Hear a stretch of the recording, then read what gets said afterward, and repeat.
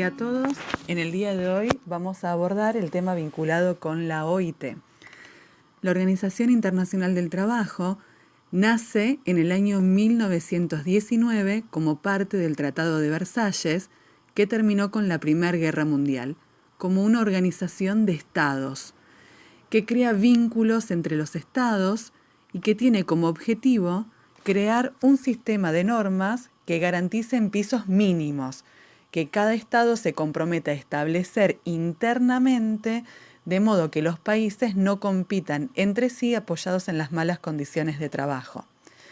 Pero a partir de 1944 empezó a producirse un cambio que se proyecta hasta la fecha, al instalarse como garantía de derechos individuales de los trabajadores en las relaciones con los empleadores. Esto sucedió por la influencia de la Declaración de Filadelfia, donde existió un reconocimiento de derechos humanos fundamentales. En esa declaración se reafirmaron los principios sobre los cuales está basada la organización, entre los que podemos encontrar los siguientes. El trabajo no es una mercancía. La libertad de expresión y de asociación es esencial para el progreso constante. La pobreza en cualquier lugar constituye un peligro para la prosperidad de todos. La lucha contra la necesidad debe proseguirse con incesante energía dentro de cada nación y mediante un esfuerzo internacional continuo y concertado, en el cual los representantes de los trabajadores y de los empleadores, colaborando en un pie de igualdad con los representantes de los gobiernos, participen en discusiones libres y en decisiones de carácter democrático a fin de promover el bienestar común. La declaración amplió el campo de acción de la OIT al afirmar la importancia central de los derechos humanos en las políticas sociales. En efecto, la Declaración de Filadelfia puede ser considerada como uno de los documentos decisivos que contribuyeron a configurar el orden mundial después de la Segunda Guerra Mundial, estableciendo los principios rectores de las políticas sociales y económicas dentro de ese orden. La OIT es la única agencia tripartita de la ONU que reúne a gobiernos, empleadores y trabajadores de 187 Estados miembros a fin de establecer las normas del trabajo, formular políticas y elaborar programas promoviendo el trabajo decente de todos. Esta estructura tripartita hace que los trabajadores y empleadores tengan el mismo derecho a voto que los gobiernos durante las deliberaciones de los órganos principales de la OIT, garantizando que las opiniones de los interlocutores sociales queden fielmente reflejadas en las normas, políticas y programas de la OIT. Ahora bien, mencionamos que es objetivo fundamental promover el trabajo decente, por lo que resulta importante advertir que este constituye la oportunidad de acceder a un empleo productivo que genere un ingreso justo, la seguridad en el lugar de trabajo y la protección social para las familias, mejores perspectivas de desarrollo personal e integración social, libertad para que los individuos expresen sus opiniones, se organicen y participen en las decisiones que afectan sus vidas y la igualdad de oportunidades y de trato para todos. En relación a la estructura, vamos a ver que la OIT realiza su trabajo a través de 3 órganos fundamentales. Estos son la Conferencia Internacional del Trabajo, el Consejo de Administración y la Oficina Internacional del Trabajo. La Conferencia Internacional del Trabajo establece las normas internacionales del trabajo y define las políticas generales de la organización. La conferencia, que con frecuencia es denominada el Parlamento Internacional del Trabajo, se reúne una vez al año. Es también un foro para la discusión de cuestiones sociales y laborales fundamentales. En primer lugar, en relación a las funciones que tiene la conferencia, vamos a decir que está la de elaborar y adoptar normas internacionales del trabajo que revisten la forma de convenios y recomendaciones. La conferencia también supervisa la aplicación de estos convenios y recomendaciones en el plano nacional. Otro cometido importante de la conferencia es el examen del informe global preparado por la oficina en virtud de los procedimientos de seguimiento establecidos por la Declaración de 1998 que vamos a ver en un ratito. A lo largo de un ciclo de 4 años, la conferencia examina por turnos los informes globales que abarcan los 4 derechos fundamentales que son la libertad sindical y de asociación y reconocimiento efectivo del derecho a la negociación colectiva, la eliminación de todas las formas de trabajo forzoso o obligatorio, la abolición efectiva del trabajo infantil y la eliminación de la discriminación en el empleo y la ocupación. La conferencia es además un foro en el que se debaten con entera libertad cuestiones sociales y laborales que revisten importancia para el mundo entero. La conferencia también adopta resoluciones que proporcionan orientaciones para la política general y las actividades futuras de la OIT. Por otro lado, también tenemos el Consejo de Administración, que es el órgano ejecutivo de la OIT y se reúne 3 veces al año en Ginebra. Toma decisiones sobre la política de la OIT y establece el programa y el presupuesto que después es sometido a la conferencia para su adopción. Finalmente, la Oficina Internacional del Trabajo es la Secretaría Permanente de la Organización Internacional del Trabajo. Es responsable por el conjunto de actividades de la OIT que lleva a cabo bajo la supervisión del Consejo de Administración y la dirección del Director General. Ahora vamos a ver específicamente qué son las normas internacionales. Las normas internacionales del trabajo son instrumentos jurídicos preparados por los mandantes de la OIT, es decir, gobiernos, empleadores y trabajadores que establecen principios y derechos básicos en el trabajo.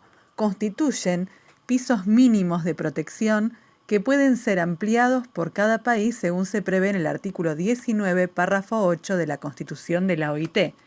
Tienen carácter universal, ya que son aplicables a nivel mundial, proporcionando un marco global de derechos laborales. Son elaborados y adoptados de forma tripartita, tal como venimos viendo.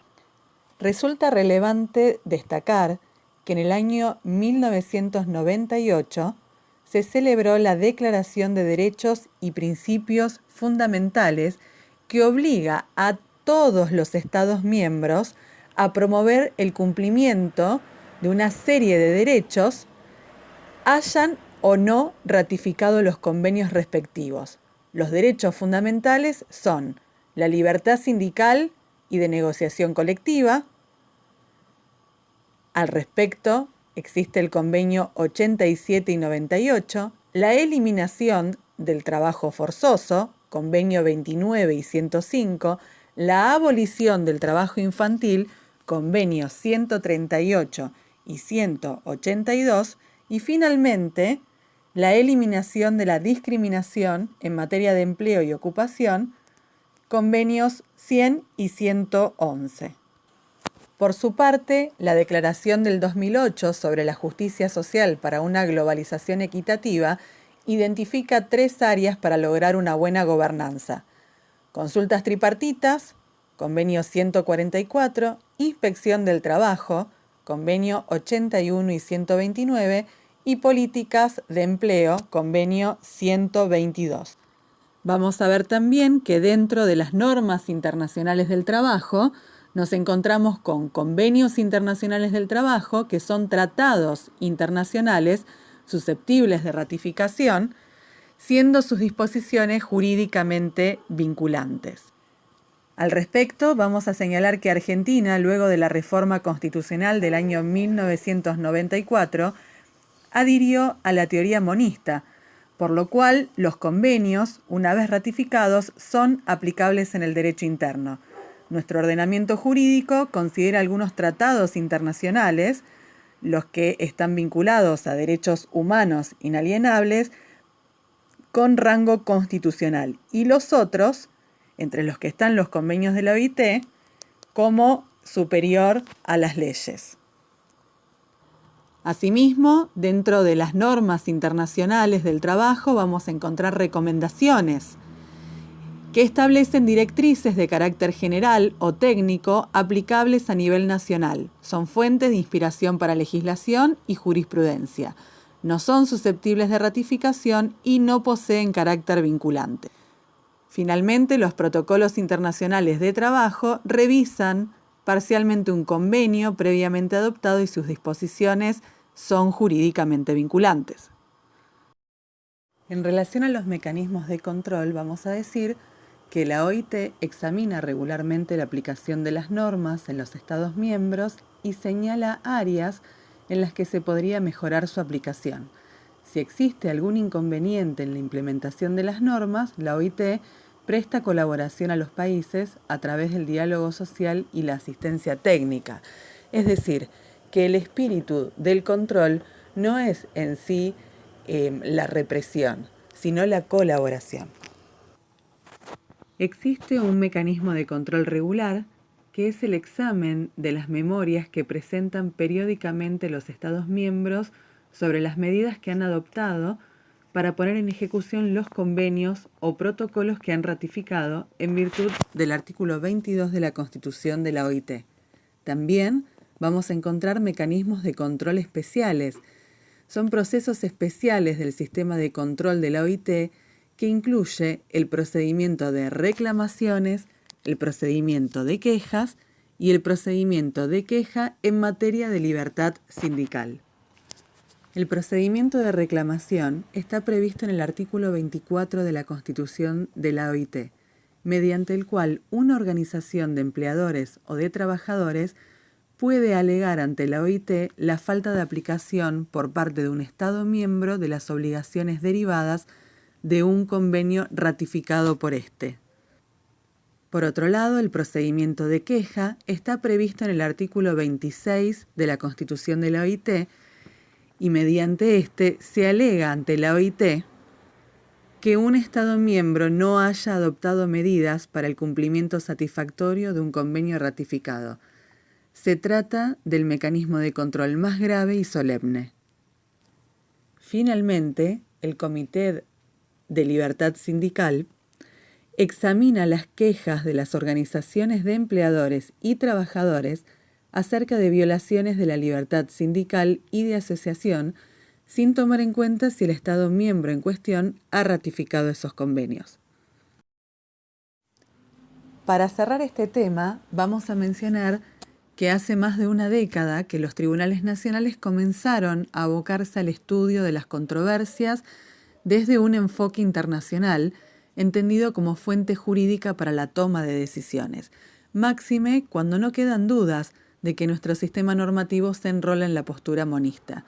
Desde tal perspectiva, cabe concluir que el derecho internacional del trabajo tiene efectos normativos vinculantes, según el caso y como lo venimos viendo, que obligan al conocimiento de su contenido y alcance para la solución de las eventuales controversias que pudieran presentarse a conocimiento de los tribunales. A modo de ejemplo, presentamos 3 casos que están acá en el PowerPoint, donde la Corte Suprema se valió en 2 de ellos del convenio 87 relativos a materia de libertad sindical y en un tercero en el convenio 95 en materia de protección del trabajo para poder fundar sus sentencias. Desde ya, muchas gracias por la atención brindada y que tengan una muy linda cursada. Saludos a todos.